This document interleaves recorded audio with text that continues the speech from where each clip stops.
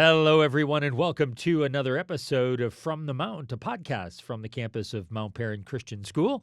I'm Steve Kyle, your host for the episode today, and Viola Lucier back with me. Back. Hey, Viola. I'm excited to be here. Yeah, it is. It's great. And listen, we're warm in here. It's a cold spell. I don't know when you're listening to this, but we're recording it in the winter. And normally in Atlanta, it's not cold. No. It's Lately, supposed to be 60 next week. yeah, it's crazy. But yet it was like 12 16, this morning or something.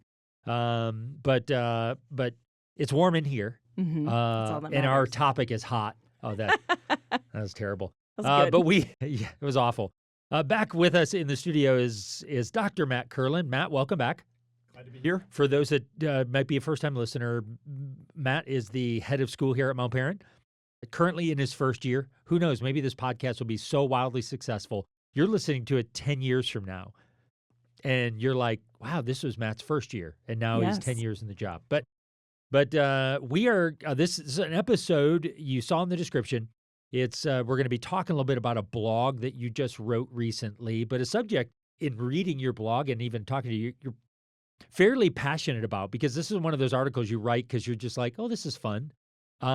It's something that obviously is important. And when I went through your blog when it first came out, I was like, wow, this is one, data rich, and two, really gets into the importance of this particular subject. So we're going to be talking about class size. You know, class size, does it matter, but how it applies when you consider education, when you consider your kids, when you consider learning, and so we're gonna dig into that subject. And Viola, I know this is obviously important to you. You've got 2 kids at the school. I do. And it's something as a school counselor I've had to deal with my entire career because we do a lot of scheduling for students. Yeah. So putting them in classes, making sure the classes aren't overloaded.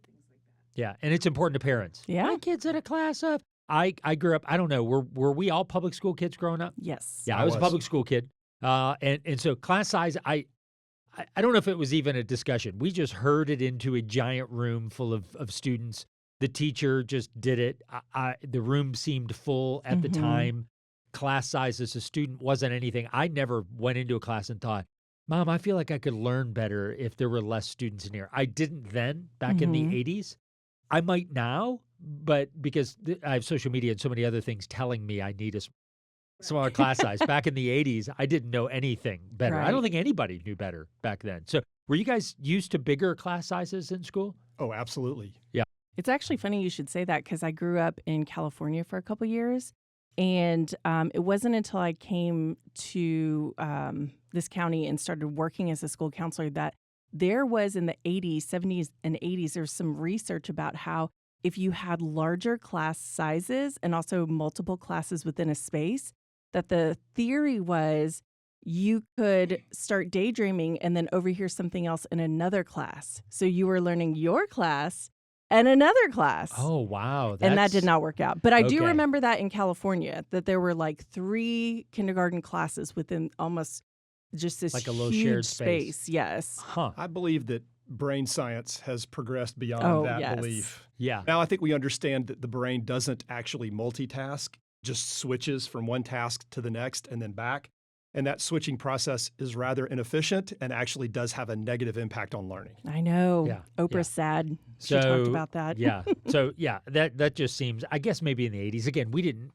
No, I you shouldn't just say went to we school. didn't know a whole lot. Yeah, you didn't then. But I did daydream a lot, and I think I Yes. learned some stuff other than the subject I was in. But it certainly had nothing to do. It was not intentional, and it certainly wasn't academic in nature. Right. That I can be sure of. But we're going to talk about class size because it is important when you're in any schooling. But what do you guys think? I'd venture to say almost every school, certainly private school, Christian or otherwise, puts their student-teacher ratio on their website for the most part. Mm-hmm. I mean, you can, and I'm assuming, and I don't know this, and maybe I should. Do public schools have to post, or is it required that they give a student/teacher ratio or class size? Is that a requirement, or can they literally put as many students in a class without any kind of? It's actually based off of like the number of students, then you get the number of allotments of teachers. So that's why sometimes a school year will start and then all of a sudden they're like, we have to split this class and we pulled this other teacher in. So it's based on the number of students. So they do have a limit where they're They- like, wait, we have just too many, not just for the fire marshal, but too much for effective learning. We're going to I split. wouldn't say a limit. I would say like a suggested number. Got it. Yeah.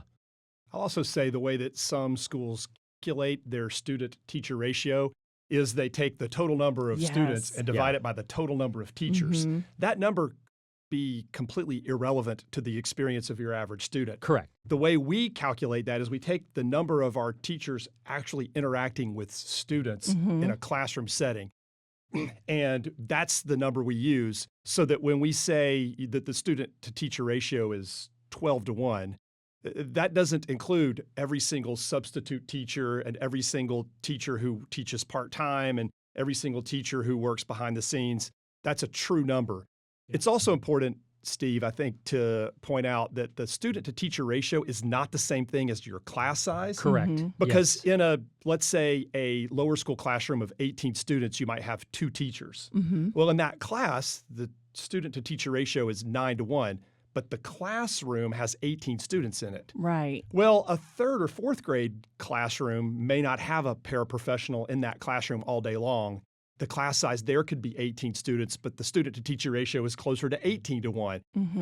What we're talking about today is class size, which Yes. is a different thing, which can vary somewhat between lower school and high school. You may have some high school classrooms where you've got 5 or 6 students in the classroom, Yeah. even though the, quote, student-to-teacher ratio is actually higher in high school than it might be, let's say, in lower school. Correct. Right. Well, the only reason I brought that up is because there is a misconception when people read a student-teacher ratio, because people will say, well, my child's class size is higher than 12, which is your student-teacher ratio. We're like, well, that's not actually what that is advertising. And so I think it's important you understand the accuracy of that. Right. And then, yes, we're going to talk about class size and the importance of it, but there is a difference between student-teacher ratio and class size. I was going to say, And- you were at the collegiate level too, and they're notorious for that, taking the number of students divided by faculty and Sure. Yeah. the Because at the cosine. collegiate level, you could be in a classroom, let's say an intro-level psychology classroom when you're a freshman, and you could be in an auditorium with 300 other students. Right. At that point, your student-teacher ratio is completely irrelevant. Yeah. Correct. Well, yeah. It's like 150-1. Right. And that just doesn't seem like effective teaching. And it really isn't for the math. It was just, I just collected a bunch of data. It showed up sometimes to copied somebody else's notes. So I've heard kids did that. It can be effective if your goal is the transfer of information. Correct. Right. If Yeah. that's your kind of minimalistic goal, then maybe an auditorium-style classroom with a compelling lecture can serve its purpose. Okay. Well, then let's get into the question. Does class size matter?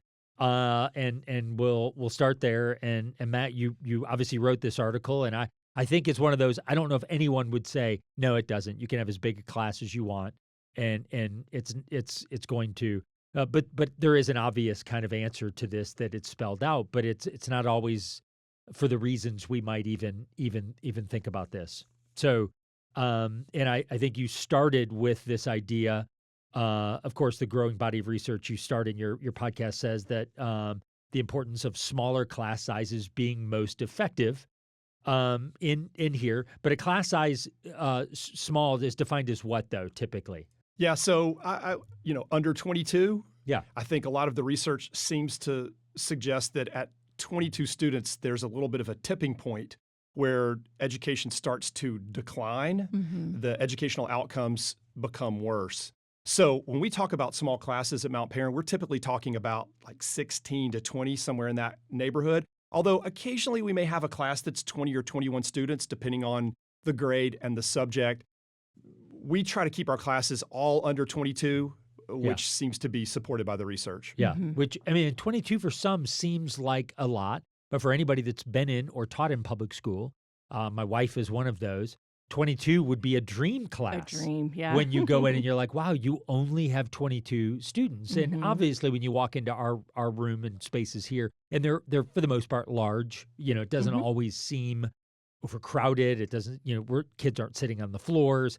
And 22 is not the norm, really. I mean, you go over there often and see classes of 7, 8, 9, 10 students. One-on-one. Yeah, I mean, we've had that. Yeah, that does help the student-teacher ratio. Exactly. But it does. So, but in what ways? So when you consider the data now says smaller class sizes help. We get that one for crowd control, period. There's just less people that have to wear it. We can get the obvious. But where do we see the real significant difference? When you say it's better, data says that learning is more. What are some of the benefits for a smaller class size that according to this data? Well, let's talk educational advantages, and then we can talk social, emotional, spiritual advantages. So on the educational side, the data are pretty clear that students develop better cognitive reasoning, their grades tend to be better, their college admission tends to be better. In the long run, they tend to graduate faster.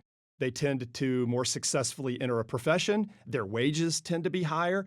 I mean, just about any kind of educational marker you might point to, smaller classes are better.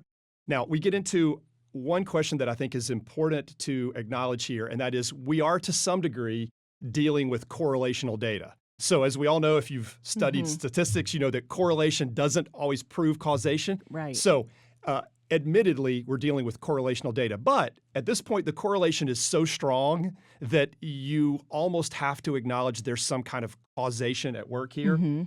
And it really gets to just about any of educational outcome you could point to, smaller classes are better. Yeah. And so you note some of these things in your article here, and I think you pretty much touched on all of them. And it's interesting because you start looking at this thing thinking class size in middle school, long term. I mean, they've done this data long enough now to know that it's impacting wages after college in your career. That there's again. There's causation, correlation, lots of reasons, but it's really fascinating that we've now, number one, have all this data that we can begin to look at. And I don't think there's anything that you note here that a parent would say, honestly, like that's not really important to me. I'm cool with my kid not, having good cognitive, reasoning skills or higher standardized test scores. And it's certainly not the motive. It shouldn't be like, well, that's it. I want all those things and therefore I will. It is one of those things that I think if you're just a parent and your focus is education, you're like, well, that seems like a no-brainer. I do think it goes without, we have to reference, it doesn't mean that if your child's in a large class that these things are not possible. Right.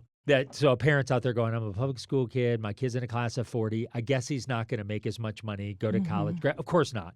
That certainly is not saying that's not the reality for, it just might mean a more difficult experience. Path. Right. I think when you look at statistics, you have to realize that you're looking at reporting on average.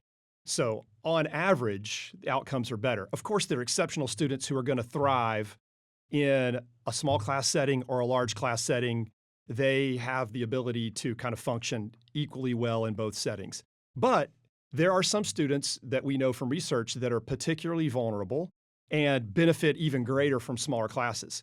Any student who has a learning exceptionality, whether that is attention deficits, core strength deficits, language processing deficits, or not even deficits that are measurable, just struggles in a certain academic area, those students tend to do better in a small class size.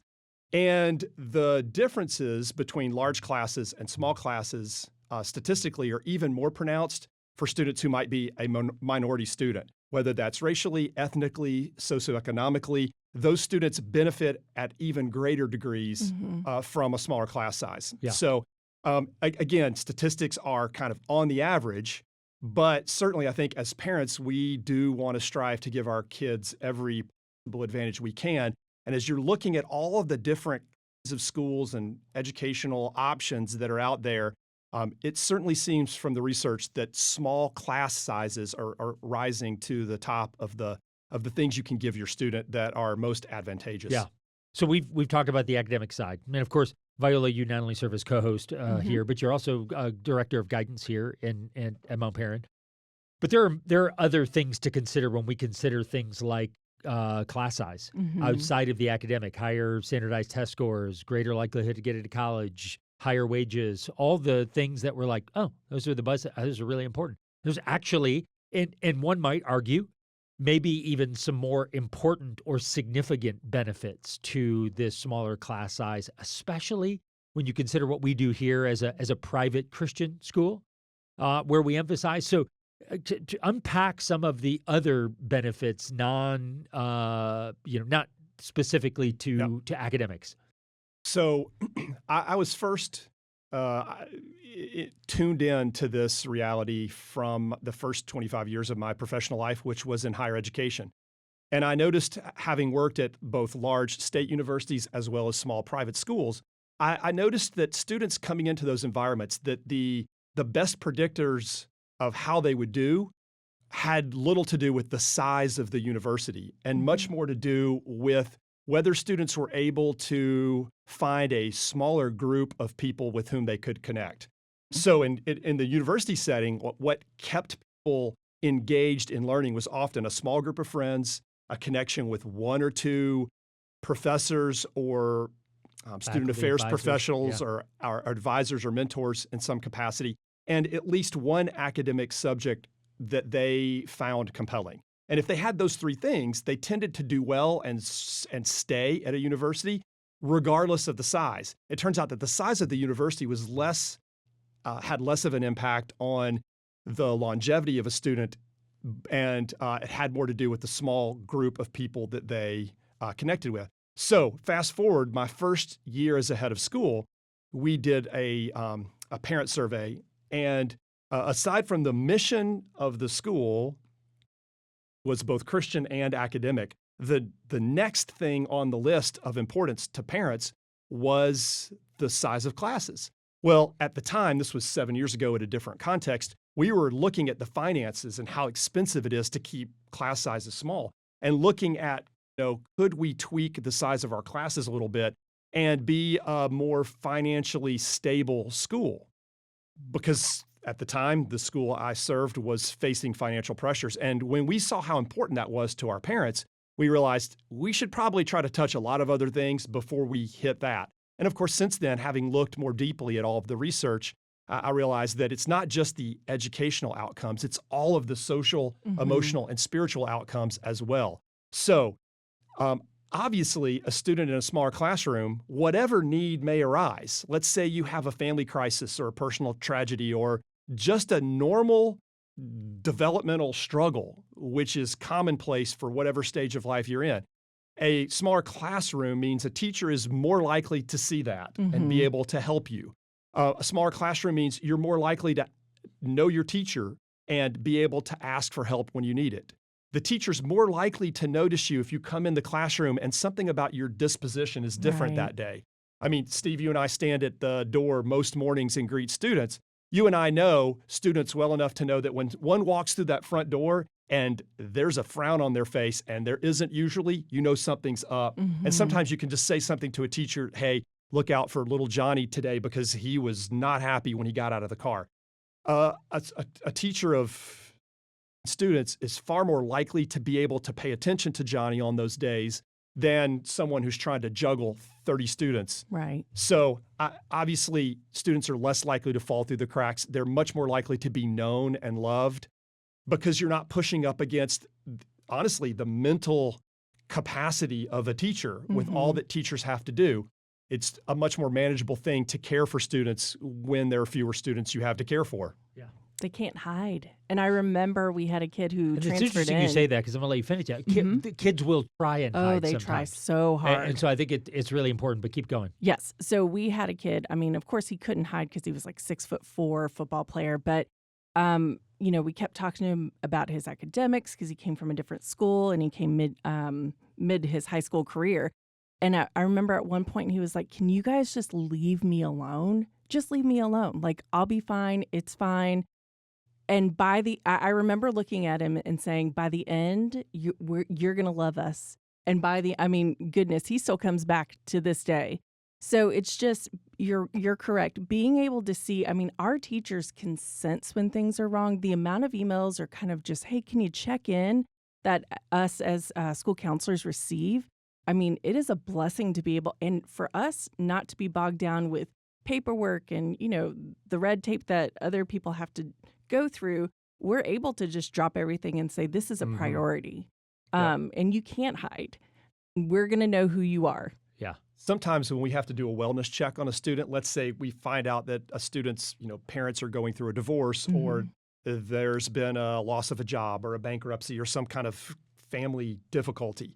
And we have to check in with our teachers, and maybe let's say we send an email to all of their teachers, their PE teacher, their study hall teacher, just every single teacher involved. It's amazing the detailed information we get back, because they know so much about the students that they have. Even the ones that may teach everybody in a particular grade, like our PE teachers or Bible or Bible or STEM, Yep. STEAM. Sometimes they're literally teaching every single student in a particular grade, and yet they still know a lot of detailed information about that student and can give us feedback on a wellness check. So. Yeah. I know that this is not what the blog is, or your blog or this podcast is about, but that is probably hands down one of my favorite things about Mount Perrin is that I'm able to be a school counselor, and a teacher's able to be a teacher, and a assistant head of high school is able to be an assistant head of high school. We're not, doing 20 other jobs on the side just to make sure everything's running. We have people to do everything. We specialize. So that's what I love about it here. And you're able to really pay attention. The details. It's all about the details. It here. is. And those relationships. I mean, when you consider what we get to do, because obviously at Mount Perrin, it's true for us. This is not just you kind of alluded to it. We're not just transferring information. We're not just bringing these children here to give them facts about subjects to make them successful in life. We're here to do life, build relationships.